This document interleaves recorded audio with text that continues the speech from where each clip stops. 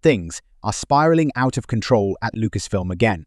And this time, we're talking about Kathleen Kennedy, a woman whose track record with Star Wars fans is as disastrous as the acolyte she greenlit.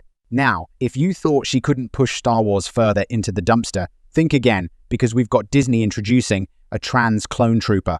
Yes, you heard that right, and fans are not having it. I know, what a shocker. So, here's the deal. Disney, in their infinite wisdom, decided to make this big move, introducing a trans character into the Star Wars universe. Now look, I get it. Representation is important, but here's where they went full clown show. They didn't just add a well-thought-out character with depth. They slapped a trans identity on a clone trooper and then sat back like they just cured world hunger. What? A clone trooper? Out of all the characters they could have used, they went with the genetically identical soldiers bred for war, but now we're supposed to believe one of them is somehow confused with their gender. Make it make sense. Naturally, Star Wars fans reacted how you'd expect. They blew up, and for valid reasoning. Fans don't mind diversity. They've said it 1,000 times, they just want it to make sense in the story. But of course, Kathleen Kennedy couldn't handle the backlash. She goes off on her usual rant about how the fan base is full of bigots and people stuck in the past. Same song and dance we've seen 100 times from her whenever the fandom doesn't bow to her every whim. Kennedy even had the nerve to say that fans who didn't support this decision are the problem with the Star Wars community.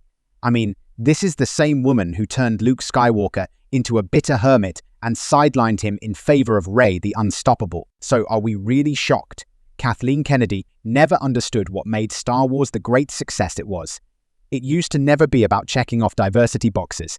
It was about meaningful characters, compelling stories, and respecting the lore. But this trans clone trooper, it just reeks of a cheap PR stunt trying to appease the loud minority.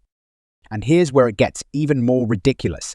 Kennedy reportedly doubled down, saying the introduction of the trans clone trooper was essential for the modernization of Star Wars.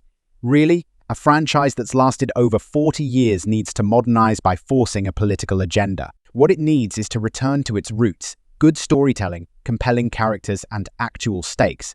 But hey, why focus on that when you can just alienate your audience with more identity politics, right? At this point, it's almost like Kathleen Kennedy is actively trying to kill Star Wars. Every decision, every new character that has no weight or impact on the lore, every retcon, it's all part of this downward spiral. And now, with this trans clone trooper, she's managed to divide the fanbase even further. And it's no coincidence that her contract with Lucasfilm is reportedly up soon. I guess she's trying to burn down the house before she leaves.